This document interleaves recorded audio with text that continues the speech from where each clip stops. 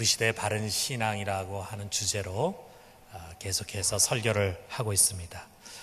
여러분은 신앙생활 중에서 가장 중요한 것, 가장 우선되는 그걸 하나 얘기하라고 한다면 무엇을 말하겠습니까? 아마도 여기 있는 분들 대부분이 우리 신앙의 가장 중요한 것은 예배다. 예배. 아마 이렇게 생각하실 것이고, 그 예배하면은 제일 먼저 주일 예배를 생각하게 될 것입니다. 어떻게 보면 우리 신앙 속에서 이 주일 예배가 차지하는 비중이 참 대단한 것 같아요.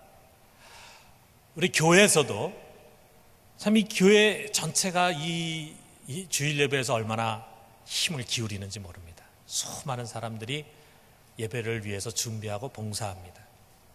설교자나 교역자는 말할 나위도 없거니와 찬양대, 또 찬양팀, 또 음향 영상팀, 또 안내부, 차량부, 만나팀, 또 사랑방 봉사팀, 많은 분들이 우리 성도들이 여기서 예배를 편안하게 볼 수 있도록 준비를 해요.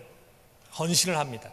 어떤 교회 같은 경우에는 오케스트라까지 준비해가지고 이제 찬양을 하나님께 돌리려고 하기도 한다. 우리 교인들 한 사람 한 사람도 마찬가지죠. 우리 교인들 중에는 많은 분들이 예배를 토요일부터 준비합니다. 기도하면서 몸과 마음을 준비해요. 내일 예배 드리는데 혹시라도 내가 하나님 앞에 잘못된 것이 없는가, 관계가 깨어진 부분은 없는가, 이런 거 하면서 예배에 합당한 마음으로 나아갈 수 있도록 준비해요. 그리고 하나님께 드릴 예물을, 헌금을 즉석에서 막 이렇게 하는 것이 아니라 하루 전날 벌써 딱 봉투에 넣고 내 마음을 담아서 준비를 합니다. 예배에 지각하지 않도록 일찍 일어나서 다 준비하고 그리고 교회로 옵니다. 참 이렇게 준비된 예배자가 된다는 거 얼마나 중요합니까? 여러분, 주일에 흩어졌던 성도들이 이렇게 하루 같이 모여가지고 한 마음과 한 뜻으로 하나님 앞에 예배 드리는 거, 이 예배를 소홀히 하는 사람은 그 다음 저의 설교를 듣는 것이 의미가 없어요. 정말 이 예배를 우리가 바르게 잘 드리는 것이 우리 신앙의 기초다. 정말 이건 너무 중요한 것이다. 이렇게 생각을 합니다. 그러나 우리가 또 다른 면을 볼 필요가 있어요. 우리의 신앙이 너무 주일 중심적이고 교회 중심적이다라고 하는 거예요. 우리 한국 교회를 보면은 주일에 교인이 얼마나 모이느냐, 예배를 어떻게 드리느냐라고 하는 것이 마치 목회의 90%인 것처럼 생각이 됩니다. 이것이 교회 성장이나 건강한 교회 시금석처럼 여겨져요. 여기서 더 나아가서 많은 목회자들이 교인들을 자주 교회에 오게 하고 그리고 많이 붙잡아 두어야 신앙생활을 잘할 것처럼 조바심에, 그래서 교회가 항상 북적북적대고 교인들이 교회에 자주 오고 이렇게 해야 교인들이 교회 생활을 잘하고 신앙생활 잘한다. 이렇게 이제 생각을 많이 합니다. 교인들 역시 주일 예배를 잘 드리면은 자기 신앙의 90%를 수행한 것처럼 생각을 해. 그래서 예배 끝나고 교회당을 떠나면서 이제 다시 세상으로 돌아간다. 이제 생각을 합니다. 예배라는 것이 우리가 하나님을 만나고 그 하나님 앞에 우리가 예를 다하고 하나님을 섬기는 거잖아요. 그래서 우리가 영어로는 예배를 서비스라 그러지 않습니까? 서비스. 하나님을 섬기는 것이라 이거예요. 그래서 이 교회에 자정하신 하나님 앞에 나오는 거예요. 나와가지고 그 앞에 예배를 드립니다. 그리고 이제 이 교회에 자정하신 그 하나님을 떠나서 이제 세상으로 되돌아가는 거예요. 그리고 다음 주일에 다시 그분을 찾아올 것을 기약하면서 떠난다. 암암리에 이런 생각을 참 많이 합니다. 심지어 어떤 경우는 큰 행사를 치른 뒤에 흐트러짐에 빠지기도 합니다. 100m 달리 경주를 우리가 한번 생각해 봐요. 100m를 달리는 사람은 긴장합니다. 스타트 라인에 딱 섰을 때부터 긴장하죠. 그리고 땅 하는 신호음과 함께 결승점을 향해서 달려갑니다.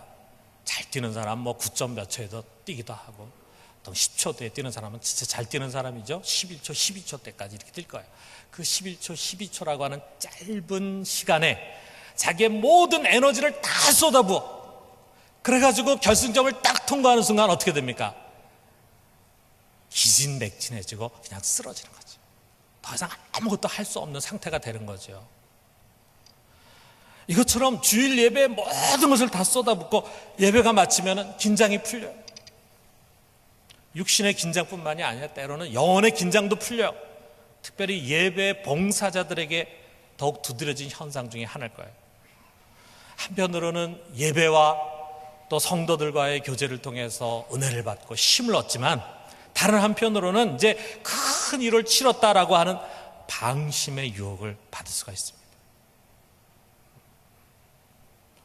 저는 이 주일 예배의 중요성을 자주 설교를 했고 또 이것을 약화시킬 생각이 전혀 없어요. 여러분, 우리는 정말 최선을 다해서 일주일에 한 번 주님 앞에 나와 온 성도들과 함께 드리는 이 예배를 잘 드려야 됩니다.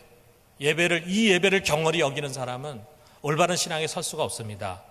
그러나 그거 못지않게 나머지 6일의 삶이 예배가 돼야 된다 이거예요. 우리에게 이것이 너무 부족합니다. 우리 한국 교인들의 머릿속에는 아직도 이 성과 속의 구분이 선명합니다. 그래서 교회를 오면은 이게 하나님이 임재해 계시다라고 하는 것을 느껴요.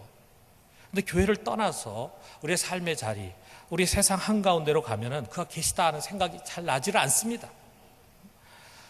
그가 존재하는 것을 떠났다고 생각해요. 그래서 그의 부재, 그가 계시지 않는 곳에서 살아가고 있다는 생각을 많이 가져요. 많은 사람들이 일주일 동안 하나님 잊어버려. 그랬다가 다시 교회에 오면서 하나님 생각하려고 합니다. 아직 율법의 틀에서 벗어나지 못했다 이거예요. 여러분, 오늘 말씀 한번 우리가 주목해봐요. 여기 예수님이 사마리아를 지나가십니다. 그런 가운데 수가성이라고 하는 곳에서 한 우물가에서 이제 물을 얻어 마시면서 그곳에 있는 한 여인과 이제 대화를 이제 하십니다. 근데 그 여인이 처음에는 이분이 그저 유대인 남성으로만 생각했는데 대화를 나누다 보니까 이분이 보통 분이 아니라 선지자라는 생각이 들었어요. 그러니까 이 여자가 자기가 평상시에 갖고 있던 신앙에 관한 의문점을 이제 예수님에게 질문을 합니다. 그 질문의 요지가 뭐냐면 도대체 예배를 어디서 드려야 되느냐 이거예요. 우리 사마리아인들은 우리 조상들이 지금까지 이 산에서 예배를 드렸다. 그래가지고 이 산에서 예배를 드립니다. 그런데 당시 유대인들은 예루살렘에서 꼭 예배를 드려야 된다 그러는데, 우리가 예배 드리는 하나님은 한 하나님인데 뭐가 맞습니까? 이 산에서 드리는 우리가 맞습니까? 아니면 예루살렘에 드려야 된다고 하는 유대인이 맞습니까? 답은 하나일 텐데 다시 좀 가르쳐 주십시오 하고 이제 질문을 하는 거예요. 근데 예수님이 뭐라고 대답을 합니까? 여기 21절에 보니까 21절에 있는 말씀 봅시다. 같이 한번 읽어봅시다. 여자여, 내 말을 믿으라. 이 산에서도 말고 예루살렘에서도 말고 너희가 아버지께 예배할 때가 이르랴 그랬어요. 이게 마지막에 너희가 아버지께 예배할 때가 이르랴 그랬는데 그 때라고 하는 말을 우리가 좀 주목을 해요. 우리 말에서는 어순상 이게 맨 뒤에 나오게 돼 있어요. 그런데 이 원어가 헬라어잖아요. 그리스어, 헬라어라든지 또는 뭐 영어, 독일어 다 똑같이 이 때를 가르치는 time이 제일 앞에 나옵니다. 그래서 a time is coming, when 이렇게 이제 전개가 돼요. 이러이러한 일을 할 시간이 지금 오고 있다. 현재형이에요. 어떤 시간이냐, 어떤 때냐, 이 산이나 또는 예루살렘 이런 어떤 특정한 장소에서 예배를 드리는 것이 아니다. 어디서나 아버지께 직접 예배할 때가 온다. 그 시간이 오고 있다. The time is coming 이라고 할 때는 우리가 아직 도착하지 않은 미래를 생각하게 됩니다. 근데 우리가 여기 23절을 다시 한번 봐요. 23절에 같이 한번 읽어봅시다. 아버지께 참되게 예배하는 자들은 영과 진리로 예배할 때가 오나니 곧 이때라 그랬어요. 예수님은 그때가 오는데 그때가 언제냐? 곧 이때다. 이미 그때가 시작이 되었다라고 하는 것을 선포하십니다. 지금 이제부터 너희는 이전과는 다르게 예배를 하게 될 것이다. 이제부터는 진짜 예배를 드리는 것이다. 그런 말씀이에요. 그렇다면은 지금까지는 어떻게 예배를 드렸는가? 우리가 이걸 알 필요가 있습니다. 왜 이걸 알 필요가 있냐 하면은 옛날 얘기가 아닙니다. 어쩌면은 우리가 이미 지나가서 더 이상 이렇게 드릴 필요가 없는 그것을 지금도 붙잡고 있는 것이 있을 수가 있어요, 우리 안에. 그렇기 때문에 우리가 이걸 한번 살펴봐야 돼요. 당연히 우리가 구약을 돌아봐야 합니다. 구약, 다시 말하면 율법 아래서, 그때는 아무렇게나 아무 데서나 누구나 예배를 드릴 수 있는 것이 아니었어요. 예배를 드리는 게 참 까다로웠습니다. 특정한 장소에 가서 하나님께 지시하신 아주 엄격한 방법을 따라서 특별한 사람들만이 그 예배를 직접 드릴 수가 있었습니다. 왜? 하나님은 아무 곳에나 임하신 것이 아니라 그분이 정해주신 그 장소에만 임했기 때문이에요. 여러분이 잘 아는 것처럼 이스라엘이 출애굽한 다음에 광야에서는 성소에서, 텐트에서 제사를 드렸어요. 그리고 난 다음에 정착을 하고 난 다음에 솔로몬 때 와서 드디어 하나님의 성전을 짓게 됐습니다. 지금 여기 있는 건 텐트에 있을 때의 모습인데 이게 바로 성소예요. 그리고 이 성소 안에 보면은 지성소가 있고 그 지성소 안에 법궤가 있습니다. 저 그림을 우리가 자세하게 보면은 그 안쪽에 지금 법궤가 있고 그 위에 이런 천사들 형상의 모습이 있어요. 그룹들의 모습이 있어요. 밑에 법궤가 있고 그 법궤 위에 속죄소라고 하는 것이 있고 그것을 다른 말로 시은좌라고 말합니다. 바로 그 법궤 위에 속죄소 시은자, 은혜 보호자 위에 하나님이 임재하시는 거예요. 거기에 성소 안에 지성소, 그 지성소 가장 깊은 곳에 법궤 위에 시은자라고 하는 곳에 그분이 임재하십니다. 그래서 그분이 임재하는 이곳은요, 세속과는 구별되는 아주 거룩한 곳이에요. 성스러운 곳이에요. 아무나 들어갈 수 있는 곳이 아니에요. 이곳에는 대제사장만 들어가고 나머지 백성들은 밖에서 서 있고, 그래서 대제사장이 대표로 예배 드릴 때 모든 사람이 다 예배를 드리게 되는 것입니다. 이것을 위해서 우리 이스라엘 남자들은 1년에 3차례는 예루살렘이라고 하는 곳으로 꼭 가야 돼요. 거기 가서 하나님 뵈야 했습니다. 근데 사실 여러분 보면, 우리가 생각해 보면 이게 상식적으로 정상이 아니죠. 여러분 생각해 보세요. 본래 모든 우주 만물을 만드신 그 광대하신 하나님이 그야말로 없는 것이 없이 무소부재하신 분 아니겠어요? 그런데 어떻게 그분이 꼭 여기에 임재해 계시다 이렇게 말할 수 있냐 이거죠. 이런 좁은 공간에 계신 분은 아니잖아요. 이것을 그 성전을 지은 솔로몬도 이렇게 고백합니다. 열왕기상 8장 27절에 보니까 하나님이 참으로 땅에 거하시리까 하늘과 하늘들의 하늘이라도 주를 용납하지 못하겠거늘 하물며 내가 건축한 이 성전이다. 하늘의 하늘도 하나님 용납할 수 없고 땅도 하나님 다 품을 수 없는데 내가 건축한 이 조그만 성전에 어떻게 하나님이 다 계시다고 말할 수 있겠습니까? 라고 하는 고백이라 이거예요. 그럼에도 불구하고 왜 하나님 오직 여기에 계신다고 하셨을까? 자, 우리가 이걸 답하기 전에 또 이런 질문도 한번 해봐요. 구약을 읽으신 분들은 항상 이런 의문점을 가질 겁니다. 분명히 하나님께서 모든 동식물을 다 만드시고 좋았더라 했잖아요. 우리가 모든 세상의 동식물 보면 참 신비합니다. 정말 하나님의 걸작품이다 하는 생각이 들어요. 그런데 하나님 만드신, 그리고 만들고 보기에 좋았더라 했던 그 동물 중에서 돼지나 오징어 있잖아요. 그게 무슨 죄를 졌다고 그게 부정한 짐승이 됩니까? 여러분 한번 생각해 보세요. 소가 뭐가 잘났다고 그건 정한 짐승이 되고 돼지는 뭐가 그렇게 죄를 졌다고 부정한 짐승이 되냐 이거예요. 그런데 성경은 이를 정한 짐승으로 정하고 돼지나 오징어는 부정한 짐승으로 정하는 거예요. 왜 그랬을까? 이 모든 것은 다 목적을 가지고 임시로 정한 법입니다. 참 구원자가 오실 때까지 한정적으로 우리를 지배해, 우리 인간을 지배합니다. 그리고 마지막에 결국 오시게 될 그리스도께로 우리를 인도하는 것이 하나님 주신 율법의 목적이에요. 그때까지 우리는 이 율법 아래 있어야 돼요. 이스라엘 사람들은 이 율법 아래 있어야 돼요. 그렇다면은 그 율법의 역할이 뭐냐? 우리가 율법이 처음 주어진 때를 한번 생각해 보세요. 언제 율법을 받았습니까? 이스라엘 사람들이 400년 동안 애굽에 살다가 출애굽했죠. 출애굽해서 그들이 제일 먼저 간 곳이 시내산입니다. 시내산에서 하나님이 모세를 통해서 그들에게 율법을 주셨습니다. 자, 여러분 생각해 보세요. 이스라엘 사람들이 어디에 살았습니까? 400년 동안 하나님을 모르는 우상을 섬기는 애굽에서 살았어요. 그 애굽이라고 하는 건 세상을 상징하고 세속을 상징해. 거긴 거룩함이 없어요. 그들에게 거룩한 존재를 가르쳐야 돼요. 하나님이 모세에게 처음에 나타날 때도 가시떨기, 불에 타지만 없어지지 않는 가시떨기에서 모세가 왔을 때 하나님 뭐라 그럽니까? 내 발에서 신을 벗으라. 내가 선 곳은 거룩한 땅이다. 모세는 처음으로 거룩한 곳이 있다는 것을 알게 됐어요. 이스라엘 사람들 거룩이 뭔지 몰랐습니다. 그런데 그들에게 처음으로 거룩한 처소를 하나님 가르쳐 주시는 거예요.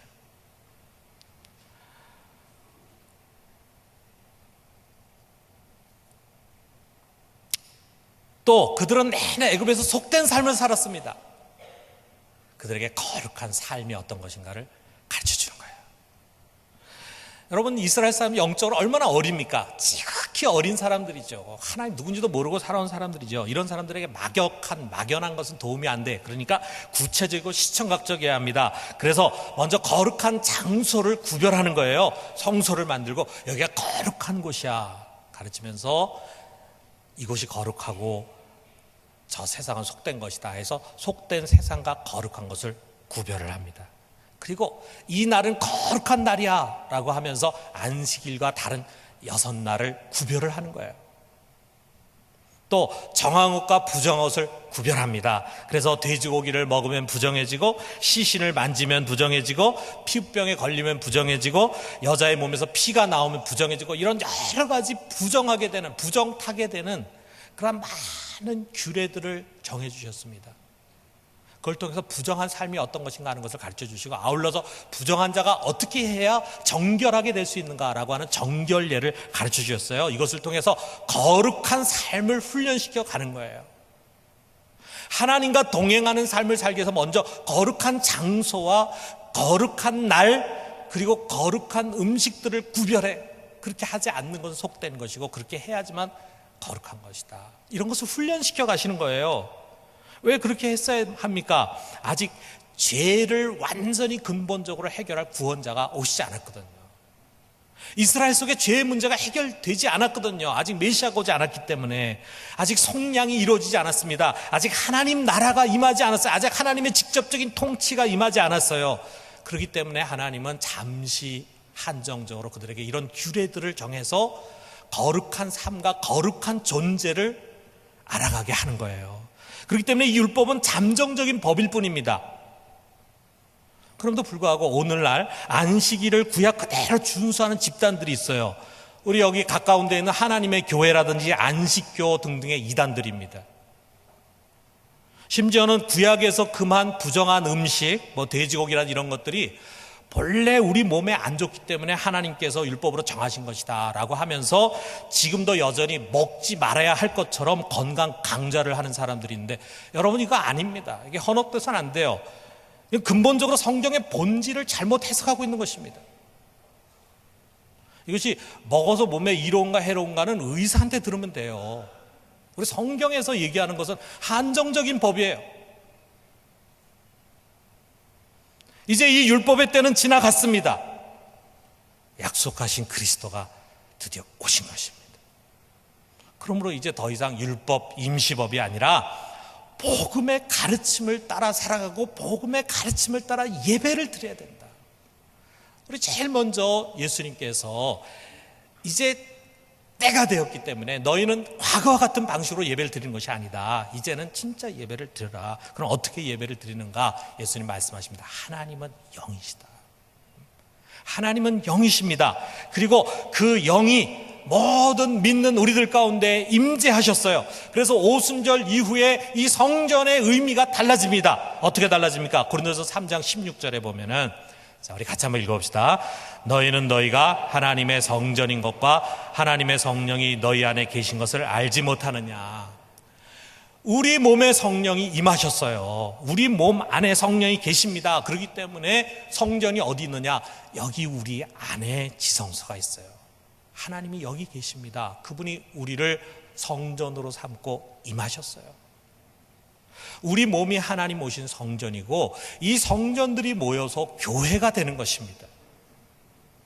여러분, 교회 건물과는 아무 상관이 없어요. 여러분, 우리가 주일 예배 때 성령의 임재와 은혜를 강하게 느끼죠. 여러분, 혼자 있을 때보다도 이렇게 성도들이 함께 모여있을 때 더 큰 은혜를 느끼고 더 큰 기쁨과 그리고 하나님의 임재를 더 강하게 느끼죠. 왜 그렇습니까? 그분이 이 교회당 안에 계셔서가 아닙니다. 성령을 모신 수많은 성도들이 함께 모여서 한 마음으로 그분을 높이기 때문에 성령이 충만함으로 우리 가운데 임재하는 것입니다. 우리 혼자 있을 때보다도 같은 성령을 모신 성도들이 함께 찬양하고 함께 기도하고 하는 가운데 성령의 충만함이 우리 가운데 임하는 거예요. 그렇기 때문에 우리가 모여있을 때도 은혜를 받고 또 변화를 받고 치유를 얻게 되는 것입니다. 이 교회당에 하나님이 있기 때문에 그런 것이 아니라 이거예요. 그러나 주일 예배를 마치고 교회당을 떠날 때 하나님의 존전 떠나는 것이 아닙니다. 어떻게 하는 것입니까? 우리가 하나님과 함께 이 교회당을 떠나는 거예요. 성도들의 모임에서 떠나서 흩어지는 거예요. 그리고 일주일 내내 우리 혼자 살아가는 것이 아니라 그분과 함께 그분의 임재 가운데 살아가는 것입니다. 어떤 교회는 여기에 하나님이 이 교회 가운데 임재해 계시다라고 하는 것을 성도들이 좀 더 느낄 수 있도록 이 앞에 있는 이 강단, 보통 막 또 강단이라 그러지도 않아요. 제단이라 그러죠. 제단을 아주 막 엄숙하고 웅장하게 이렇게 막 장엄하게 이렇게 장식을 하는 그런 교회들이 있어요. 저는 어릴 때요, 이 설교단이 지금 이런 설교단이 아니라 우리 큰 설교단 있잖아요. 보통 교회 큰 설교단, 짙은 초콜릿색으로 된 큰 설교단, 그 뒤에 하나님이 계신 줄 알았어요. 그래서 거기는 절대 가면 안 되는 곳 있잖아요. 그리고 또 장로님들도 거의 절대 못 올라오게 했어요. 그래서 항상 저쪽에서 이쪽을 바라보면서 저 강대산 뒤에 뭔가 신비한 것이 있나 보다. 어리니까 거기는 무섭고 거기 가면 안 될 것 같고 이런 생각이 들었다. 그래서 여기에 이 교회에 이 강대상, 이 강단, 제단, 여기 하나님이 계셔. 그래서 주일날 와가지고 그 하나님 뵙고 여기에 계신 그 하나님께 찬양 드리고 그 하나님께 영광 돌리고 예배 드리고 그 다음에 이제 교회를 떠날 때는 여기에 계신 하나님께 인사를 드리고 그리고 하나님 없는 곳으로 가는 것처럼 생각을 하는 거예요. 하나님 여기 계시니까. 이런 구약의 지성소적인 개념을 갖고 있는 사람들이 있습니다. 여러분 한번 생각해 보세요. 초대교회 때 이 교회라는 곳이 어떤 곳입니까? 고린도에 있는 교회 그러면요, 여러분 지금처럼 이런 건물을 연상하시면 안 됩니다. 그 당시에는 고린도 교회가 고린도라고 하는 예배당 건물에 있었던 게 아니에요. 데살로니가 교회가 데살로니가 있는 예배당 건물에 있었던 것이 아니라 어떤 한 성도의 가정에서 모여가지고 거기서 예배를 드리고 그게 교회예요. 그럼 생각해 보세요. 그들이 모여있는 그 집이에요. 그냥 일반 집입니다.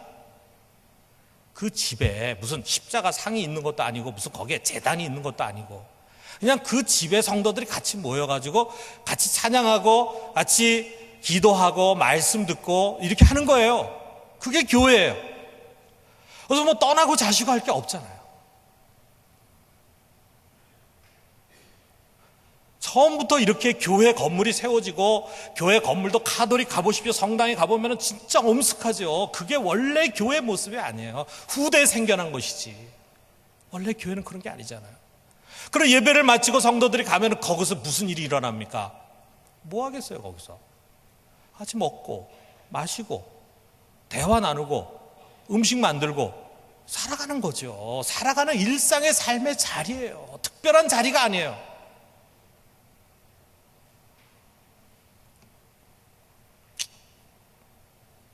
여러분 구약처럼 특별한 때만 하나님이 임재하는 것이 아닙니다. 임재의 의미를 우리가 자꾸 구약처럼 생각하지 말아요.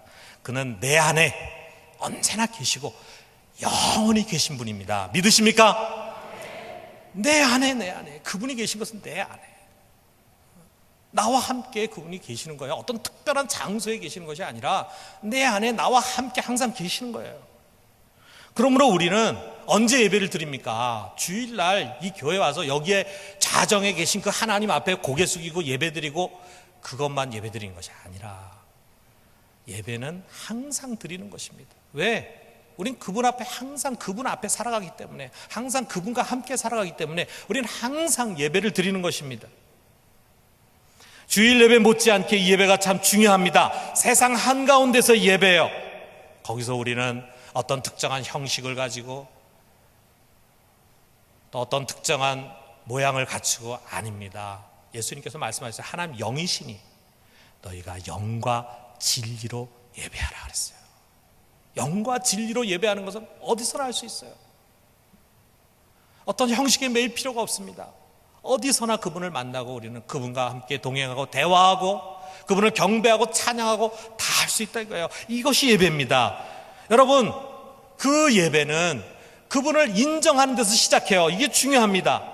그분이 같이 계시지만, 그분이 여기 계시지만 그분을 인정하지 않으면 우리가 예배 드릴 수가 없어요. 예배 드리려고 하지도 않습니다.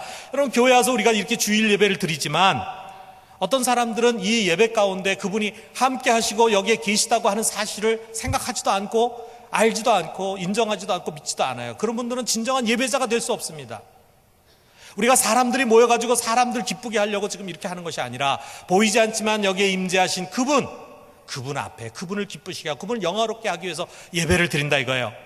그래서 그분을 먼저 인정하는 것입니다. 그런데 그분이 교회에만 계신 것이 아니라 우리의 가정에도 계시고 우리의 직장에도 계시고 이 사회에 우리가 어느 곳을 가든지 그분은 항상 거기에 계십니다.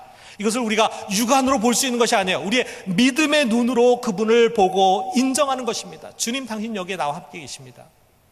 내가 지금 소파에 혼자 앉아 있는 것이 아닙니다. 주님, 나와 함께 계십니다. 내가 지금 혼자서 운전하고 있는 것이 아닙니다. 주님, 내 곁에 지금 함께 계시는 것을 저는 믿습니다. 목석 같은 분이 아니라 우리의 이야기를 들으시고 또한 우리에게 말씀하시는 인격체라 이거예요. 그분이 계십니다. 또한 그분은 언제든지 우리가 그를 찾을 때마다 우리에게 응답하시는 분이에요. 모른 채 하지 않고 응답하시고 또 상을 베푸시는 분입니다. 그래서 히브리서 11장 6절에 우리가 하나님 기쁘시게 하는 게 뭐냐? 기쁘시게 한다는 거는 하나님 영화롭게 하는 거예요? 하나님 예배하는 거예요?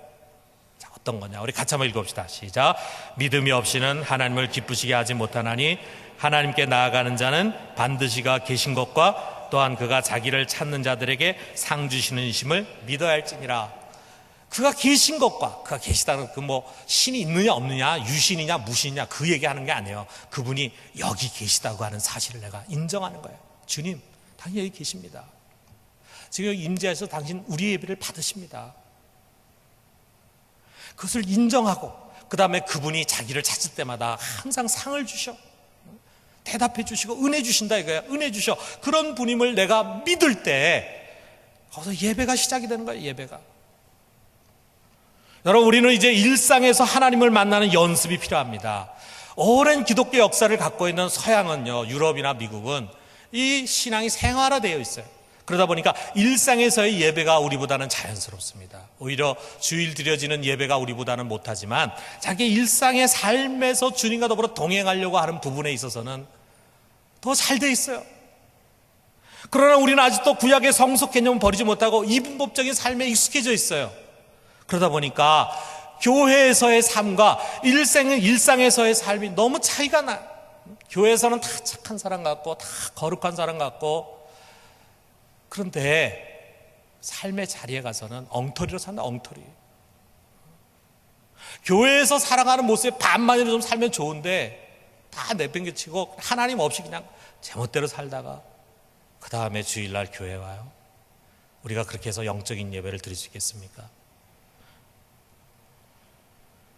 여러분, 한국 교회는 너무 모이는 교회에 집중해 있습니다. 잘 모이고 예배를 잘 드리면 교회가 잘 되고 있다고 생각을 합니다. 교회 건강성의 체크가 너무 한쪽으로 치우쳐져 있어요. 그러다 보니까 열심히 독려해서 교회는 많이 모이는데, 그런데 그들이 흩어져서 사는 그 세상은 변하지 않습니다. 여러분, 매주일 우리 한국교회 성도들이 얼마나 교회로 갈까요? 뭐 700만, 800만일 수도, 한 500만일 수도 있겠죠. 얼마나 많은 사람들이 주일날 자기 교회에 흩어져서 교회로 가서 예배를 드립니까? 대단한 거 아니에요? 대단합니다. 정말 대단합니다. 이런 나라가 흔치 않죠. 그런데 우리나라의 사회 청렴 지수는 여전히 세계 최하이고 사회 건강성은 더 악화되고 있습니다. 여러분, 우리가 이제 생각이 좀 전환을 가져봐요. 세상 안에서의 예배라는 거 쉽지가 않습니다. 누구나 마찬가지죠. 우리 성도들과 함께 모여서 집중해서 드리는 예배가 더 실감이 나고 정말 예배 같죠. 하나님의 임재를 더 분명하게 체험하고 느낄 수 있죠. 그렇지만 홀로 세상 가운데서 드리는 예배는 쉽지가 않습니다. 그러나 우리는 훈련해야 합니다. 노력해야 합니다. 주일 예배를 내가 잘 드려야지 하고 애쓰는 것 이상으로 우리의 6일간의 예배를 잘 드리기 위해서 우리는 힘을, 에너지를 쏟아부어야 합니다. 사랑하는 성도 여러분, 우리들의 예배는 여기서 끝나지 않습니다. 이제 이 예배가 마치고 그리고 교회를 떠나가게 될 때 여러분 홀로 가는 것이 아닙니다.